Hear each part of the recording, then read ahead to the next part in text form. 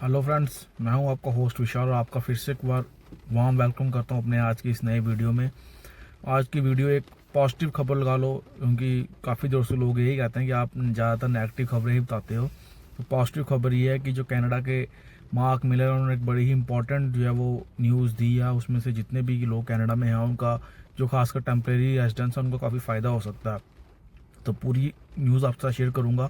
उसमें 4 मोटे मोटे पॉइंट्स हैं वो आपके साथ शेयर करूंगा कि किस तरह उनको बेनिफिट होगा, उनका क्या क्या जो है वो करना पड़ेगा। तो अगर आप पूरी न्यूज़ देखना चाहते हो तो वीडियो को स्किप मत करना, पूरा लास्ट तक देखना। अगर कोई पॉइंट छोड़ दे हो सकता है कि आपको जो नॉलेज मिलनी थी वो ना मिले। तो सबसे पहले मेरे चैनल को सब्सक्राइब कर लो, वीडियो को शेयर कर दो उन लोगों से जो कनाडा में आ गए हैं या आना चाहते हैं। उनको क्या क्या देखना पड़ेगा, किस किस चीज़ का ध्यान रखना पड़ेगा ताकि उनका नुकसान ना हो। तो विदाउट टाइम को बिना वेस्ट किए अपनी वीडियो शुरू करते हैं।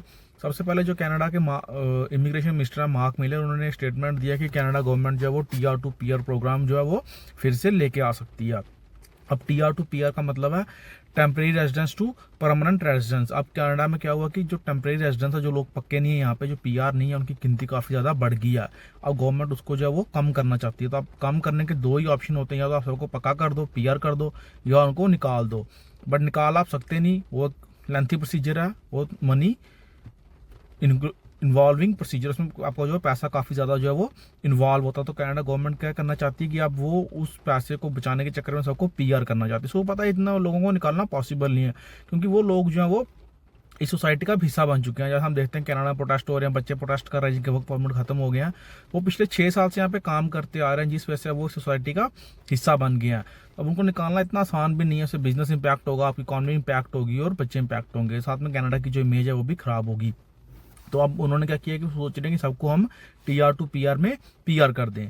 तो उसके लिए सबसे पहले उन्होंने कहा कि उनका अब यहाँ पे जो आपको पता है कनाडा में ना हर साल जो PR करने का ना मतलब जो कोटा वो फिक्स होता है। जैसे 2024 में 4,85,000 लोगों को पक्का करना है, 2025 में वो 5 लाख है, 2026 में भी वो 5 लाख हैं। मतलब 3 साल में मोटे मोटे 15 लाख लोग इन्होंने पक्के करने हैं।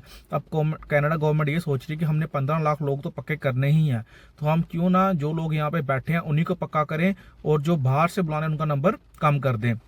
उसका रीज़न ये नहीं है कि मतलब कनाडा गवर्नमेंट को ये लोग अच्छे लगते हैं। उसका रीज़न ये भी है, कनाडा गवर्नमेंट को इतना भी पता है कि हमारे यहाँ पे हाउसिंग जो है वो प्रॉब्लम है, मतलब इतने घर नहीं है, लोग ज़्यादा हैं। नंबर 2, हेल्थ केयर पे बर्डन बहुत ज़्यादा है। तो नंबर 3, इन्फ्लेशन, महंगाई बढ़ी हुई है। अब कनाडा गवर्नमेंट ये सोचती है कि जो लोग यहाँ पे हैं वो ऑलरेडी इस गेम का हिस्सा है, इस मतलब प्रॉब्लम का पार्ट हैं। तो क्यों अगर हम नए उनको हम पक्का करते हैं तो प्रॉब्लम थोड़ी सॉल्व हो सकती है, यहीं पे रुक सकती है।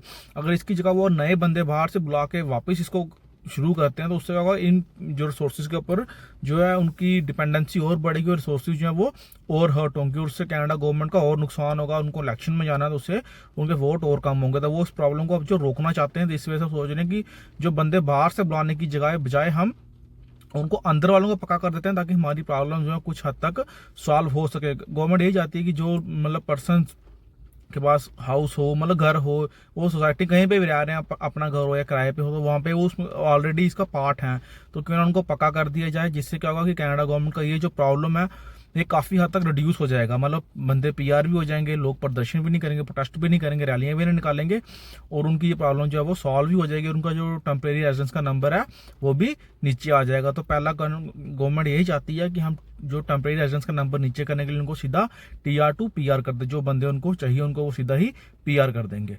दूसरा पॉइंट वो ये है कि गवर्नमेंट चाहती है कि जो मतलब जो ऑक्यूपेशंस कनाडा में ज़रूरी हैं, जिसमें लेबर की कमी है, जिसमें उनको वर्क फोर्स नहीं है, लाइक कंस्ट्रक्शन लगा लो या हेल्थ केयर लगा लो, तो कनाडा गवर्नमेंट ये चाहती है कि जो प्रोफेशनल उसमें काम कर रहे हैं, जो बंदे उसमें काम कर रहे हैं, चाहे वो स्टूडेंट है, चाहे वो वर्क परमिट पे, चाहे वो किसी भी उसमें है, तो उनको PR कर दिया जाए।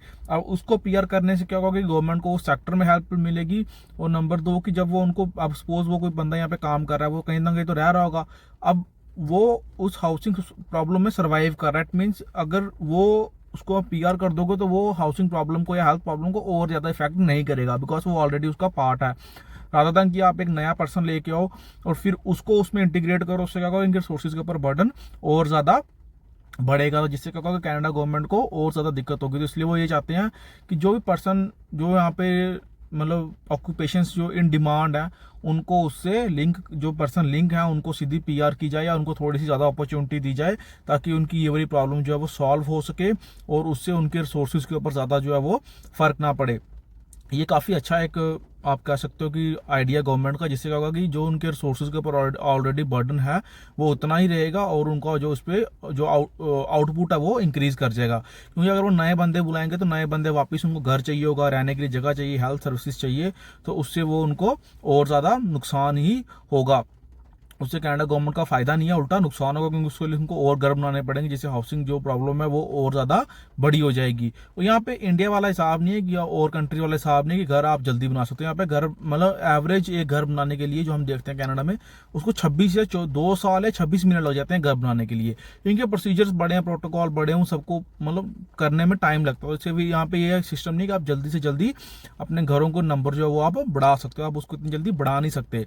तो कनाडा गवर्नमेंट की भी रिस्ट्रिक्शंस है कुछ, इसलिए कनाडा गवर्नमेंट ये चाहती है कि इन प्रॉब्लम्स को बिना बढ़ाए ही इन बंदों को अंदर स्कोर सेटलिंग का जो है वो कर दिया जाए। तो इसमें तीसरा पार्ट है वो भी इसी के रिलेटेड है कि कनाडा गवर्नमेंट ये चाहती है कि टीआर टू पीआर को उस तरह से कुछ डिज़ाइन किया जाए कि जो ऑक्यूपेशंस इन डिमांड है उनको मतलब स्टडी के साथ लिंक कर दिया जाए, कि लेबर मार्केट को आपकी स्टडी के साथ किसी तरीके से लिंक किया जाए, ताकि ये वाली प्रॉब्लम जो आने वाले टाइम में वो ना रहे, कि उन्हीं बच्चों को बुलाया जाए, उन्हीं को वर्क परमिट दिया जाए, पीआर दिया जाए जिसकी यहाँ पे डिमांड है, सपोज हेल्थ केयर या कंस्ट्रक्शन जो भी आईटी है उसमें किया जाए। ये सबको बुला के सब वाला काम ना किया जाए, जिससे वो ये समझते हैं कि हमारे रिसोर्सेज के ऊपर अनड्यू प्रेशर पड़ता है और इसका हमें कुछ ज़्यादा लार्ज स्केल पे बेनिफिट भी नहीं होता। तो कनाडा गवर्नमेंट उस चीज़ को भी देख रही है। वो अब जो इन डिमांड वाले जो ऑक्यूपेशन है उनको ज़्यादा प्रायोरिटाइज करना चाहते हैं इस टीआर टू पीआर के अंडर भी, ताकि एक कल्चर सेट किया जा सके, एक इस तरह का पाथवे डिज़ाइन किया जा सके, ताकि जो मतलब बंदे उसमें प्रोफेशन में आ रहे हैं उनको थोड़ा सा ज़्यादा फेवर दिया जाए, ताकि उनकी सर्विसेज को अच्छे से लिया जा सके जो सोसाइटी के लिए बेटर हों। और जो इस टीआर टू पीआर प्रोग्राम का जो लास्ट पॉइंट है उसमें ये है कि उसमें कनाडा गवर्नमेंट ये लगातार कह रही है कि हमने जो टीआर का नंबर है, टेम्परेरी रेजिडेंस का नंबर है, उसको जो हमने कम करना है, मतलब श्रिंक करना है, रिड्यूस करना है। तो इस दिशा में आपको पता है पहले भी करना गवर्नमेंट जो है वो स्टेप्स ले चुकी, चाहे उसने स्टूडेंट्स के नंबर को मतलब कैप कर दिया हो, बंदे बाहर से जो डायरेक्ट आते उनको रिड्यूस कर दिया, या कुछ भी बड़े सारे गवर्नमेंट मेजर ले रही है, बट वो इनफ नहीं है। क्योंकि कनाडा जो है वो एक इमिग्रेंट्स की कंट्री है, यहाँ पे इमिग्रेशन को रोक नहीं सकते। कुछ आपको मैं सीधी सी बातें बताऊं कि कनाडा की जो एवरेज एज है वो बढ़ रही है, यहाँ पे लोग जो रिटायर हो रहे हैं वो भी बढ़ रहे हैं। तो कनाडा गवर्नमेंट ये चाहती है कि हमने टेम्परेरी रेजिडेंस के नंबर को रिड्यूस करना, जिससे हमारा एक टैक्स कलेक्शन बढ़ेगा, जब वो पीआर होंगे टैक्स देंगे और कंट्री की इकॉनमी में वो अच्छे से कंट्रीब्यूट करेंगे। तो कनाडा गवर्नमेंट के पास पहले भी यही एक ऑप्शन था कि सबको पीआर कर दे, तो अब कनाडा गवर्नमेंट उसी ऑप्शन को यूज़ करने जा रही है कि सबको पीआर कर दो, जिससे कंट्री के अंदर जो है वो टेम्परेरी रेजिडेंस का नंबर कम हो जाएगा, जिससे यहाँ के जो लोग सिटीजन है वो भी नहीं बोल पाएंगे कि आपने यहाँ पे टेम्परेरी रेजिडेंस इतने ज़्यादा कर दी है, उनको पता है सारे सोसाइटी का हिस्सा है। तो कनाडा गवर्नमेंट यही चाहती है कि किसी तरीके से कंट्री के अंदर जो टेम्परेरी रेजिडेंस का नंबर है उसको थोड़ा रिड्यूस किया जाए, उसको श्रिंक किया जाए, और उसका मेन जो एक ही रास्ता है कि सबको पीआर कर दिया जाए। क्योंकि इतनों को आप निकाल नहीं सकते, यहाँ पे वो हिसाब नहीं है कि आपने बंदा पकड़ा उसको जहाज चढ़ा के भेज दिया, यहाँ पे वो सिस्टम नहीं चलता, पूरा एक प्रोसीजर है वो फॉलो करना पड़ता है। फिर बंदे असाइलम लगा लेते हैं, वो अगेन सरकार के ऊपर प्रेशर बनता है। यहाँ पे आपको पता है कि वर्क कल्चर बहुत ज़्यादा है, मतलब उसमें ये होता है कि आप जो एक बंदा गवर्नमेंट एम्प्लॉय है जो गवर्नमेंट के लिए काम कर रहा है, उसका एक लिमिटेड आवर्स ही उसने काम करना है, वो उतने ज़्यादा ही मतलब पर्सन को टेंड करता है। वो ये नहीं है कि 500 लग गए 500 को देख के जाएगा। और रिसेंट एग्जांपल ये है कि जैसे जो लोग पहले वर्क परमिट लेते थे अब स्टडी के बाद, या तो आप ऑनलाइन अप्लाई करो, उसमें आने में आपको 2 महीने लग जाते हैं, मतलब अप्लाई हो जाता है आप काम कर सकते हो, बट कुछ एम्प्लॉयर होते हैं वो बोलते हैं हमें जो है फिजिकल वर्क परमिट चाहिए, वो आने में कम से कम 2 मंथ लग जाते हैं। तो वो लोग क्या करते थे कि कनाडा का बॉर्डर क्रॉस करते थे, सपोज यूएस वाली तरफ गए, वहाँ पे इमिग्रेशन की लाइन इमिग्रेशन ऑफिस में गए, वहाँ से ऑन स्पॉट वर्क परमिट जाके ले लिया। अब उससे क्या हुआ कि वहाँ पे विजिटर भी होते हैं, LMI वाले भी होते हैं, स्टूडेंट भी आ गए, तो उनका जो रश काफ़ी ज़्यादा बढ़ जाता था। अब आप ये सोचो कि यहाँ पे एम्प्लॉय कैसे हैं कि वो हर 4 महीने बाद स्टूडेंट बढ़ते हैं, ये नहीं कि हर साल पूरे हर टाइम बढ़े रहते हैं, वो 4 महीने बाद बढ़ते हैं। तो वो 4 महीने बाद 1 महीना काम नहीं करके राजी, मतलब उन्होंने कहा हम पे प्रेशर पड़ता है, हमारी हेल्थ इसका बैड इफेक्ट है, तो उन्होंने उसको बंद कर दिया कि स्टूडेंट खाली ऑनलाइन ही अप्लाई कर सकता है। तो इसलिए कनाडा गवर्नमेंट इसको नंबर को रिड्यूस करना चाहती है, और ये चाहती है कि कंट्री के अंदर टेम्परेरी रेजिडेंस को थोड़ा सा रिड्यूस किया जाए, उसके लिए वो TR2 PR प्रोग्राम लेके आए हैं। तो ये 4 मेन पॉइंट थे जो आपको मैंने बता दिए। अगर इसके ऊपर कोई फर्दर डेवलपमेंट होती है तो वो आप वीडियो आपको मिल जाएगी। सब आपको पता है सबसे पहले काम मिलती है मेरे चैनल पे, इसलिए चैनल को सब्सक्राइब कर लो, वीडियो को लाइक करो और शेयर करो उन बंदों से जो कनाडा में हैं या जो कनाडा में आना चाहते हैं, ताकि वो अपने आप को उस तरह से डेवलप करके ही आएँ, या जो यहाँ पे हैं तो उसका वो अनड्यू प्रेशर ना लें कि हमारा वर्क परमिट ख़त्म होने वाला है, वो गलत स्टेप ना लें, यहाँ पे आराम से रहें, हो सकता है सबको PR मिल जाए। सो अपना ध्यान रखिएगा।